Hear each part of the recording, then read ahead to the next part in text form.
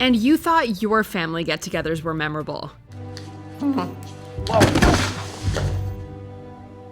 Stick him. Welcome to Watch Mojo, and today we're counting down our picks for the top 10 moments from the Umbrella Academy Season 1. For this list, we'll be looking at the funniest, most unique, emotionally shocking, and just all-around cool moments from the first season of the Netflix original series The Umbrella Academy. Please note, this list will contain many spoilers, so if you haven't seen the show yet, go binge watch it and then come back. Number 10, The Ice Cream Truck. Here we go. The Umbrella Academy gets a lot of things right, but what really sets this series apart is its willingness to inject silliness at the most unexpected times. Even during the most dramatic of sequences, it's only a matter of time until viewers are given a reason to smile. Towards the end of episode 5, Luther and number 5 meet with agents Chacha and Hazel for a tense exchange. So where is the kid? Well, that's how you're gonna start. You know, we can get right back in our car and call it a day. We won't even make it halfway there. Everyone's understandably on edge. That is, until Diego and Klaus make their grand entrance. What the hell is he doing here? Go faster! It's just a setup! With Wagner's Ride of the Valkyries playing in jingle form, they crash the scene in an ice cream truck, mowing down the assassins. Klaus is clearly loving the absurdity of the whole thing, but it's Ben's "we" that really makes this such a standout moment. Number 9, The Funeral. As the title of the first episode suggests, the Hargreaves family is a rather dysfunctional one. It takes the death of their adoptive father to finally bring them all back together, and most of them make little effort to hide the fact that the reunion is a begrudging one. Did something happen? Dad died. Remember?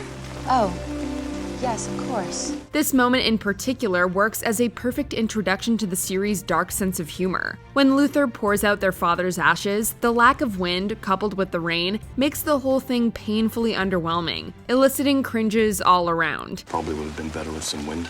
It's painful, but you can't help but laugh at just how uncomfortable the moment is. As if that's not enough, a fight ensues, resulting in the decapitation of the statue commemorating their brother.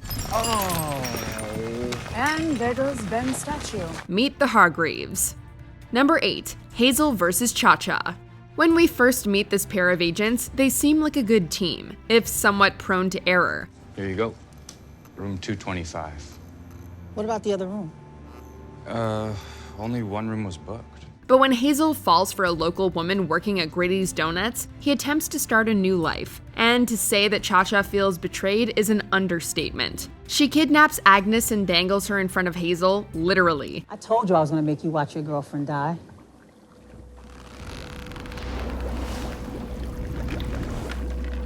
It's one of the tensest moments in the Umbrella Academy's first season, and a real testament to the character development. Hazel is technically one of the bad guys, but his romance with Agnes is so pure that you totally forget his past misdeeds in the moment. With Agnes's life precariously hanging in the balance, this makes for an emotionally charged and tense scene. Number 7, Ben helps Klaus. Klaus, be strong.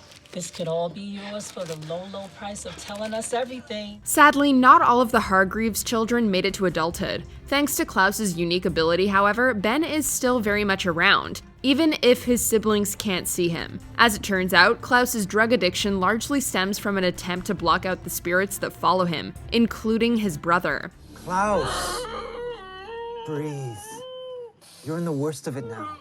Just try and stay calm. Their history might be complicated, but Ben remains Klaus's biggest ally and supporter. He blends tough love and genuine affection in that distinctly brotherly way, and nowhere is this more evident than when Klaus is kidnapped. As the latter goes through withdrawal, Ben is right there by his side, giving him encouragement, love, and support. It's a unique sibling dynamic, but arguably among the show's most compelling relationships. Number 6, Trashing Gritties. Can I get the kid a glass of milk or something? The kid wants coffee. Black.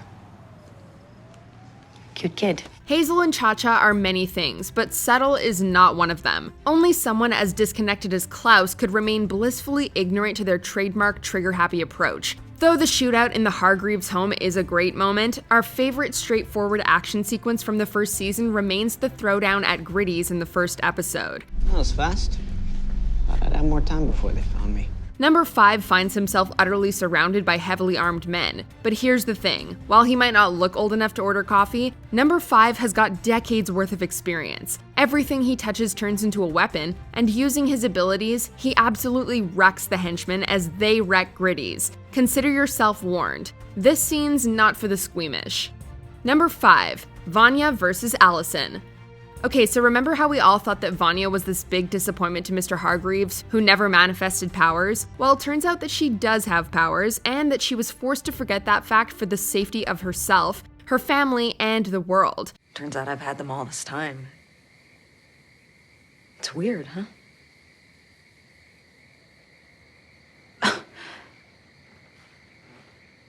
It's incredible. It was actually Alison who executed the mind wipe using her powers as the rumor. And after Vanya learns the truth, things go from bad to worse real quick. Alison probably should have limited herself to one life-changing revelation. I don't understand. Leonard, Harold, I know it doesn't make any sense, and I know it sounds crazy, but we were in his house. He has pictures of all of us with our eyes gouged out. From the moment Alison arrives at the cabin, one could cut the tension with a knife. But in the end, it's Vanya who does the cutting, with her bow. It's a shocking turn of events. We have to go.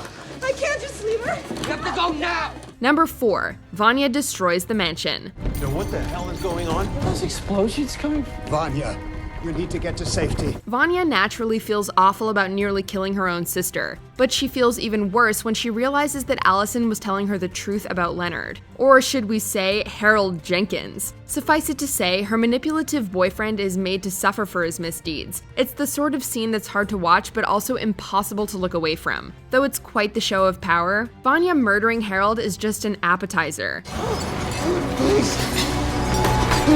Vanya turns herself over to her siblings, only to break out of her isolation chamber and really show them what she's capable of. Vanya, what do you want? As Vanya tears apart the family home, it's more than just an act of wanton destruction. It's an explosive and cathartic trip down memory lane for this emotionally scarred odd child out.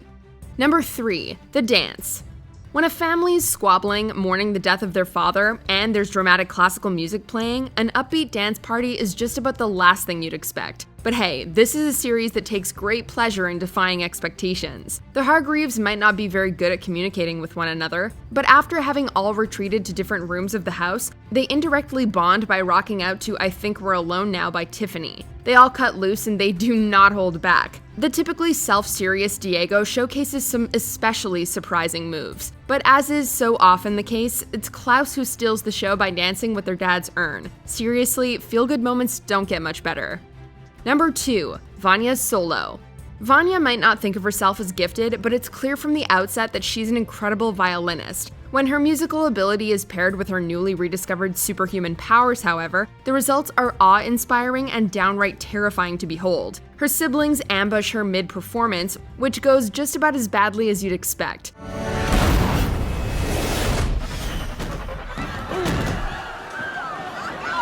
With masked goons gunning for everyone involved and Vanya seemingly poised to bring about the end of the world, the theater scene makes for a truly edge-of-your-seat viewing experience. Yes, there's a lot on the line, but there's always an undercurrent of sibling love that brings an emotional resonance to this epic finale. She's stronger than expected. Yeah, we're fine. Thanks for asking. And as the cherry on top, Ben comes to the rescue in epic fashion. Before we unveil our number 1 pick, here are some honorable mentions.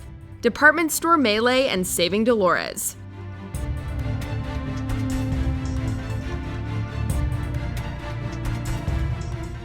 Introducing the Academy.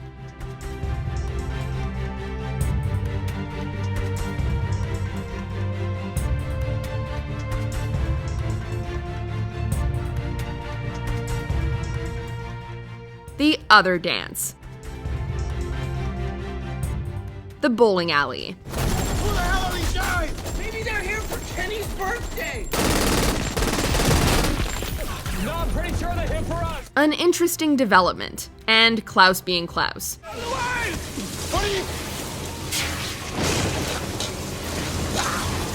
What is that gonna do? I don't know. You have a better idea? Before we continue, be sure to subscribe to our channel and ring the bell to get notified about our latest videos. You'll have the option to be notified for occasional videos or all of them. If you're on your phone, make sure you go into your settings and switch on notifications. Number 1. Dave. Umbrella Academy manages to balance oddball comedy with heavy subject matter. And boy, is this episode ever a doozy. Klaus, for all his irreverent, nihilistic ways, is an incredibly sensitive and tortured soul.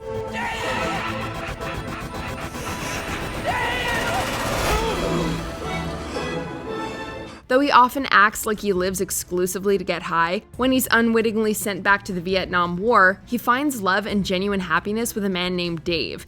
I'm Dave. Klaus. Unfortunately, this only leads Klaus to discover a new low when Dave is shot. There are a number of powerful moments throughout season 1, but watching Klaus react to Dave's death is devastating. No.